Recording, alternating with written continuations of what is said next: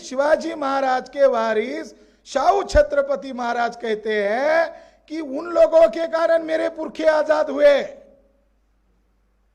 ये इतनी पेशवाई बुरी है कि मराठाओं के प्रमुख लोगों को कैद करके रखा था और अछूतों के गले में हांडी और पीछे झाड़ू लटकाया था। तो साथियों, इस बात का यह सबूत है कि मराठा लोगों को भी छत्रपति शिवाजी महाराज के वारिस का जो दस्तावेज देखना चाहिए। वो महाराष्ट्र गवर्नमेंट ने पब्लिश किया है, उनके भाषण इसके अंदर वो सम्मिलित। मगर दूसरा मुद्दा है कि आज हम इतिहास की बात कर रहे हैं। ये फसाद हुआ भीमा कोरेगांव के 200 वर्ष के इतिहास के उपलक्ष्य में आरएसएस के लोगों ने प्लान करके किया। जब 31 तारीख था 2017 की 31 तारीख था और हम लोग प्रेस कॉन्फ्रेंस लेने के लिए पत्रकार भवन में गए थे पूना में, जिसमें कुमार काले जी वहां उनके नेतृत्व में पत्रकार परिषद हो रही थी। मगर जो टाइम शेड्यूल दिया गया था उसमें मनोहर भिड़े जो है वो वहां प्रेस कॉन्फ्रेंस ले रहा था। उसका टाइम खत्म हो गया। फिर हमारा मिलिंद एकबोटे पत्रकार परिषद ले रहा था, उसका टाइम क्लोज हो गया था और हम सभी लोग हॉल के बाहर खड़े थे और उसका टाइम शेड्यूल फिक्स था। अगर हमारा टाइम चला गया तो अगले वाला तो हमको टाइम देने वाला नहीं है, इसलिए हम जल्दी जल्दी हॉल में घुस गए। तो मूल निवास MN न्यूज चैनल के संकेत कामले ने कैमरा ऑन करके रखा था और कुमार काले जी ने उसको एक के बाद सवाल किए। उसने एक पत्रक जो मिलिंद एकबोटे हैं उसने बिना साइन का, बिना नाम का, बिना एड्रेस का एक पत्र सबको बांटा था। वो पत्रकारों ने भी उसको सवाल नहीं पूछा, इन्होंने सवाल पूछा, इस पर आपका नाम क्यों नहीं, इस पर आपका एड्रेस क्यों नहीं, इसके नीचे आपका हस्ताक्षर क्यों नहीं। तो इन्होंने पूछा आप पत्रकार हो, कौन हो? तो इन्होंने कहा मैं MN का पत्रकार हूं। फिर उन्होंने कहा बाबा साहब अंबेडकर, धनंजय कीर का एक अधूरा सेंटेंस लेकर बाबा साहब अंबेडकर को ही विलन बताया उस पत्रक में कि बाबा साहब अंबेडकर ही कहते भीमा कोरेगांव मत जाओ। ऐसा अधूरा स्टेटमेंट, मन घड़त स्टेटमेंट डाल दिया। तो इन्होंने बंच ऑफ थॉट्स का हवाला देकर कहा कि आपका गोलवलकर भी कहता है कि भीमा कोरेगांव में अंबेडकर जाते हैं, उसका क्या? तो इन्होंने कहा, फिर से कहा पत्रकार हो, कौन हो? वो सारा रिकॉर्ड में आया और वो सारा वीडियो वो जो आयोग बैठा है उसको वो सीडी दिया गया है, वो उसका रिकॉर्ड हमारे पास है।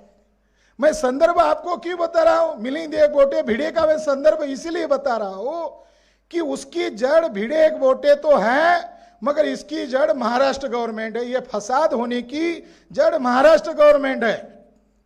इसके लिए हमने कुछ जानकारी इकट्ठा किया।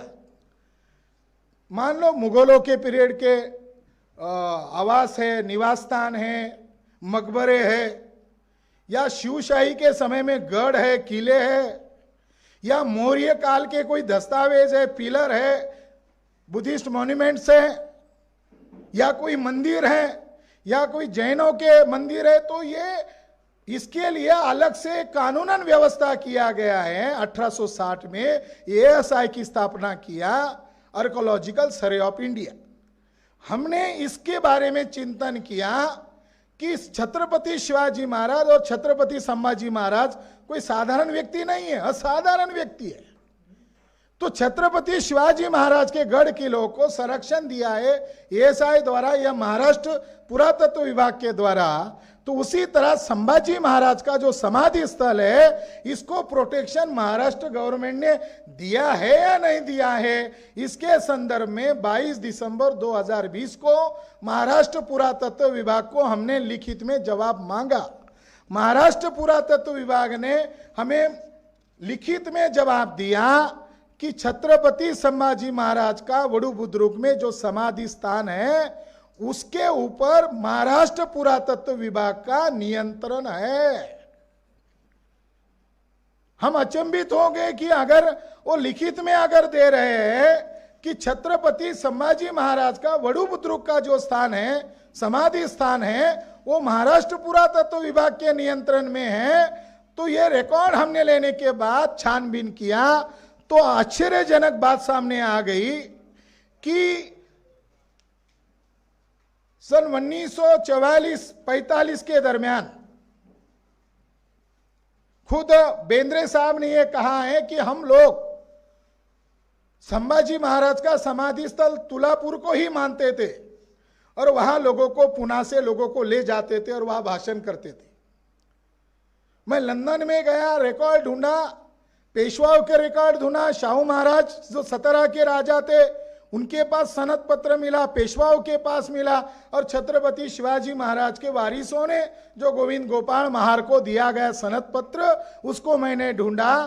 तो बेंद्रे साहब कहते हैं कि मैं खुद इतिहासकार हूं, मेरे से एक गलती हुई है कि मैं शुरू में तुलापुर को ही संभाजी महाराज का समाधि स्थान मानता था, वहां लोगों को इकट्ठा करता था और वहां हम भाषण देते थे, सालाना हम ये काम करते थे। मगर पेशवाओं के रिकॉर्ड, शाहू छत्रपति महाराज के रिकॉर्ड और शिवाजी महाराज के, राजाराम महाराज और अन्य रिकॉर्ड देखने के बाद यह तय हुआ कि गोविंद गोपाल महार को दी गई सनद पत्र के आधार पर मेरा यकीन हो गया कि संभाजी महाराज का समाधि स्थान ये कहां पर है, वडुबुद्रुक।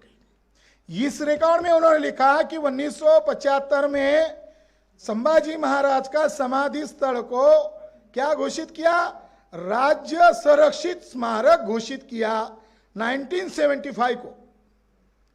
संभाजी महाराज का चरित्र आया 1960 को, और वहां पर जो उस समय के मुख्यमंत्री थे यशवंतराव चौहान के द्वारा संभाजी महाराज के पुतले का भी अनावरण उस समाधि स्थान पर हुआ। अब आया 1975, 76, 77 साल के बाद उसको बजट मिलना शुरू हो गया। मगर जो राज्य पुरातत्व विभाग का हेडक्वार्टर मुंबई में है और वहां पर जो मंत्रालय है, सेक्रेटरिएट है, उन ब्राह्मणों ने देखा कि संभाजी महाराज को सबसे ज्यादा बदनाम तो हम ब्राह्मणों ने किया है। अगर संभाजी महाराज के समाधि स्थान पर लोग अगर इकट्ठा हो गए तो संभाजी महाराज का चरित्र बेंद्रे द्वारा लिखा गया है, अगर वो मराठा नौजवान अगर पढ़ लेंगे तो ब्राह्मणों का क्या होगा। जो बजट एलोकेट होता था महाराष्ट्र स्टेट गवर्नमेंट के द्वारा, तो उसकी लंबी सूची थी। बिल्कुल संभाजी महाराज के समाधि स्थान का पन्ना ही उस समय का जो ब्राह्मण पुरातत्व विभाग का हेड था उसने वो पन्ना ही गायब कर दिया। तो आने वाला जो अधिकारी था, जो सूची होती थी, उसको ही बजट एलोकेट करता रहा।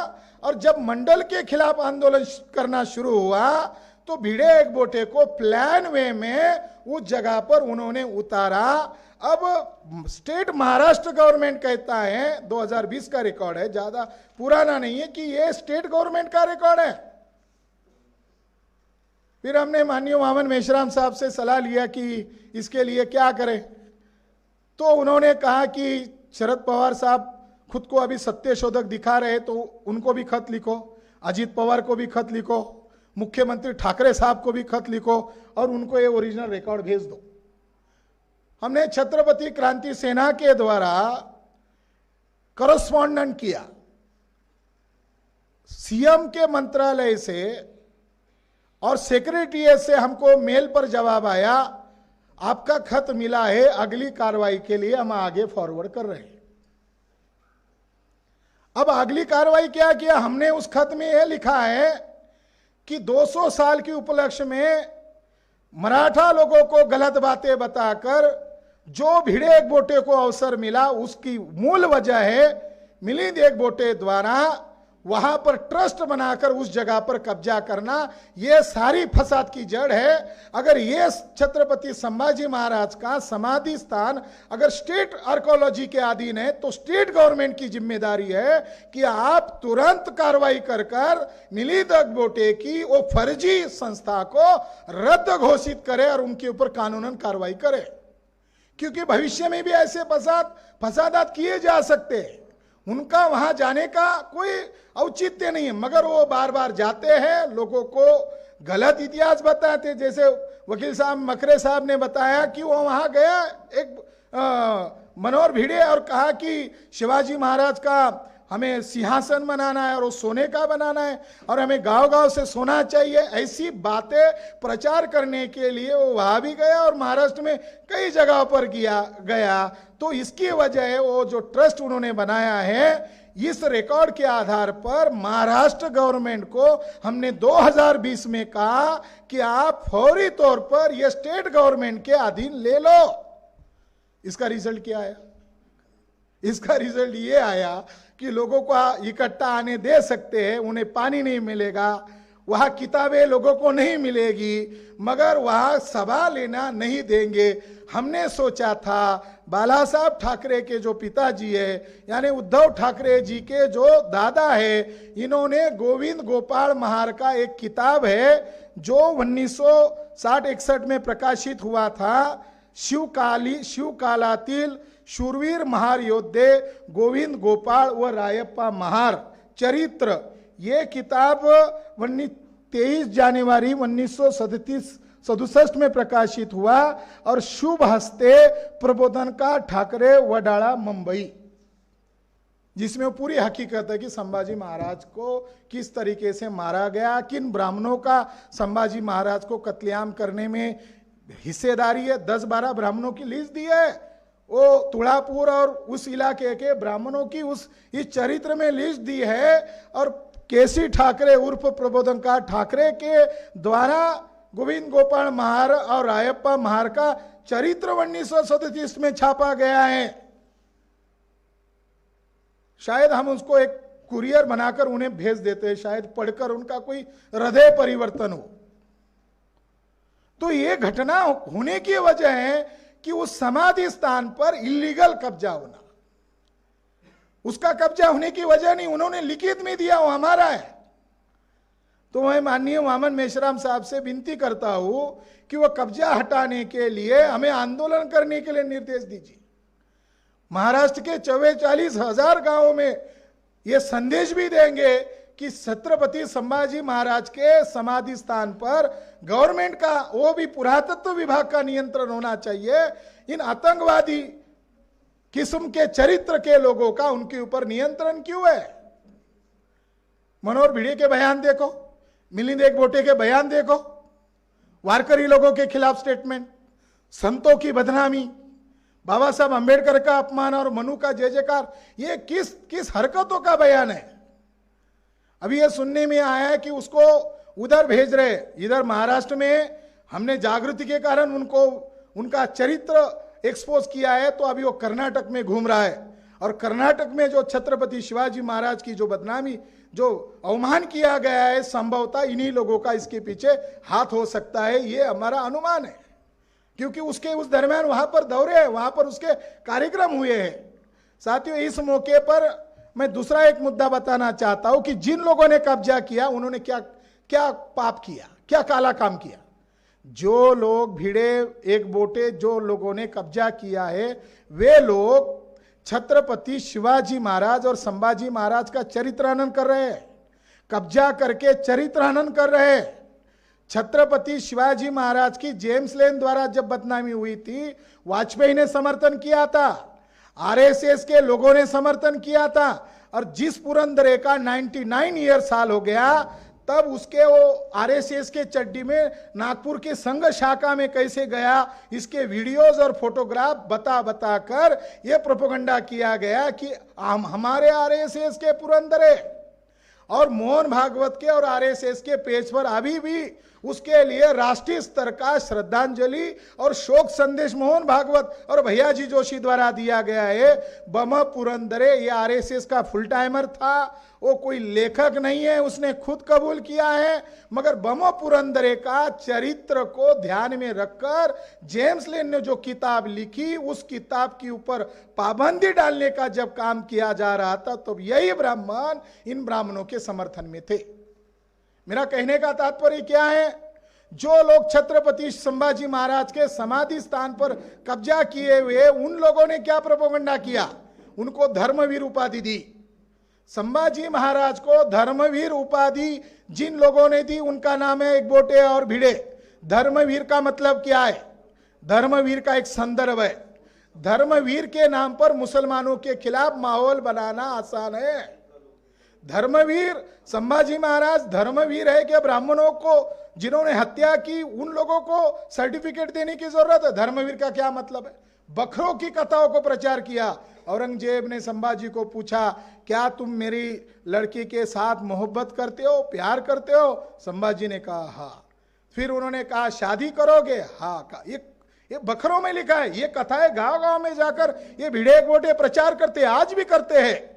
और फिर संभाजी महाराज को औरंगजेब ने कहा फिर मैं भी शादी लगाने के लिए में इस्लाम कबूल करना होगा। संभाजी महाराज ने इसके लिए इनकार किया। बोले मैं हिंदू धर्म के रूप में ही जिंदा रहूंगा और हिंदू धर्म के रूप में मरूंगा। फिर औरंगजेब को गुस्सा आया और औरंगजेब ने इसके आवेश में आकर संभाजी महाराज को अत्यंत क्रूरता से मारा गया। ये बकरों का द्वारा किया गया वर्णन है, कोई हिस्टोरिकल रिकॉर्ड नहीं है। संभाजी महाराज का औरंगजेब की 49 ईयर की जो लड़की है उसके साथ अफेयर है, ऐसा भिड़ेक बोटे के द्वारा प्रचार किया गया। और इसकी छवि उल्टी बनाई कि उन्होंने मना किया, इसलिए संभाजी महाराज हुतात्मा हुए, उन्होंने अपनी जान की कुर्बानी दी। और जो भी उनके द्वारा गलतियां हो गई मगर वो अंतिम क्षण में धर्म के लिए मरे, इसलिए वो धर्मवीर है। ये माहौल इस एंटी मुसलमान के खिलाफ भड़काने के लिए मराठाओं को गलत जानकारी बताकर ये प्रचार किया गया।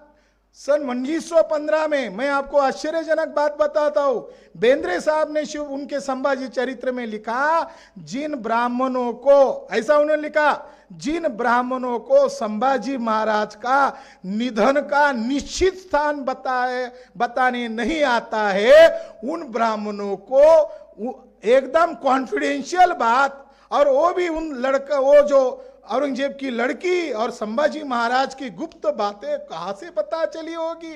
आप इसे अंदाजा लगाओ। ये संभाजी महाराज का जीवन चरित्र नहीं लिख रहे, ये बदनामी कर रहे। ये पहली बात उन्होंने लाई, उन्होंने खुद लिखा है। उन्होंने क्या लिखा है संभाजी महाराज के संदर्भ में? बेंद्रे साहब ने लिखा है कि पूरी जिंदगी में औरंगजेब की लड़की महाराष्ट्र में आई ही नहीं है। जो औरंगजेब की लड़की महाराष्ट्र में आई ही नहीं है तो इन दोनों की मुलाकात कहाँ हुई, उनकी गपशप कहाँ हुई, उनका प्यार व्यार कब हुआ? तो ब्राह्मणों ने बहुत बड़ा षड्यंत्र किया है। धर्मवीर शब्दावली के पीछे फसाद की जड़ छुपी हुई है। और वो जो धर्मवीर उपाधि देकर प्रचार कर रहे लोग वो भिड़ेक बोटे है। मैं आपको एक दाखला देना चाहता हूं इस मौके पर। भारत इतिहास संशोधन मंडल ये बदमाशों का अड्डा ही है। भारत इतिहास संशोधन मंडल और भांडारकर इंस्टीट्यूट ये बदमाशों का अड्डा है।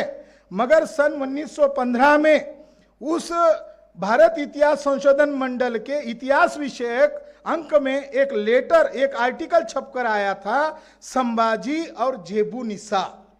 उसको लिखने वाला जो व्यक्ति था पीएन पटवर्धन, उसने उसके लेख में लिखा है कि संभाजी महाराज और जेबू निसा जो संभाजी महाराज की मां की उम्र की है, उन दोनों का जो लिंक जोड़ा जा रहा है, इन्होंने खारिज कर दिया।